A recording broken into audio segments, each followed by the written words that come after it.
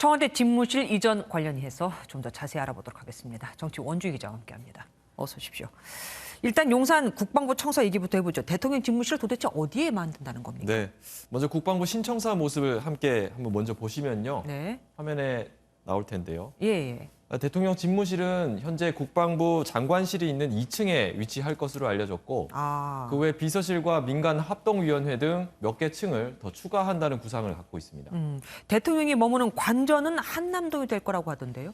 예, 한남동 공관촌 중 한 곳이 후보인데 문제는 이곳이 국방부 청사와 한 3.2km 정도 떨어져 있기 때문에 네. 출퇴근 시간 교통 통제를 하면 시민 불편이 우려가 되긴 합니다. 때문에 용산 공원 근처에 관저 신축을 검토한다는 얘기도 나오고 있고요. 저희가 인근 주민들 만나서 이야기도 들어봤는데요. 한번 보시죠. 주민의 한 사람으로서는 전 찬성합니다. 왜냐하면은 그래도 뭐 경호 문제나 이런 거 문제도 저기 잘 돼 있고. 청와대가 오게 되면 재개발이 다 묶여버리는 게 아닌가라는 생각이 좀 들어요. 경비가 삼엄해지고 그리고 교통 문제라든가 이런 문제가 원만하게 해결되지 않는 상황에서 이전이 된다라 그러면은. 여기가 뭐 군사시설에서 보안이 좋다 뭐 이런 얘기도 있긴 있습니다. 근데 민주당에서는 비용 1조 원 든다고 반대하고 나섰습니다. 네, 윤 당선인 측은 행안부가 보고한 비용을 근거로 500억 정도라고 이야기를 했는데 민주당은 이건 직접 비용, 최소 비용일 뿐이라면서 국민 기만이라고 비판했습니다.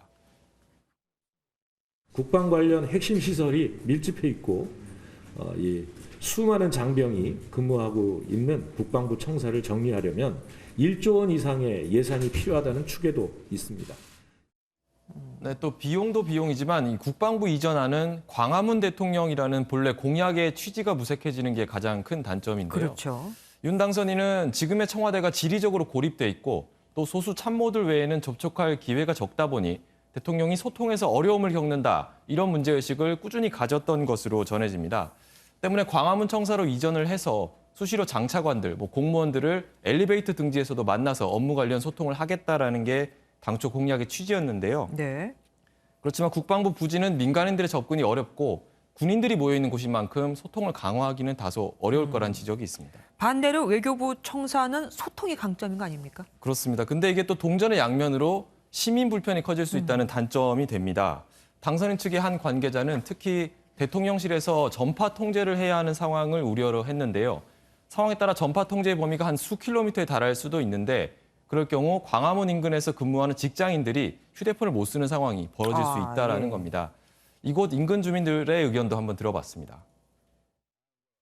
여기 행사를 많이 하면은 경호 문제 때문에 걱정들 많이 하는 걸로 알고 있어요. 별로 좋게 생각을 안 해요.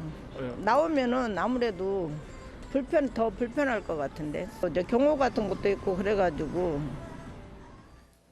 또 보안 측면에서 용산보다는 취약하기 때문에 시설을 보강하는 과정에서 비용이 좀 더 많이 들어갈 것으로 보이고요. 광화문 광장에서 집회 시위가 일부 제한될 가능성도 있습니다. 양쪽 다 참 만만치가 않습니다. 그래도 다시 청와대로 돌아갈 가능성은 없다 이거죠. 그럴 것 같습니다. 청와대에 들어가지 않겠다는 윤 당선인의 의지는 후보 시절부터 굉장히 확고했던 걸로 알고 있습니다. 예, 알겠습니다. 가긴 가는데 어딜지가 참 문제입니다. 원주희 기자와 함께했습니다. 고맙습니다.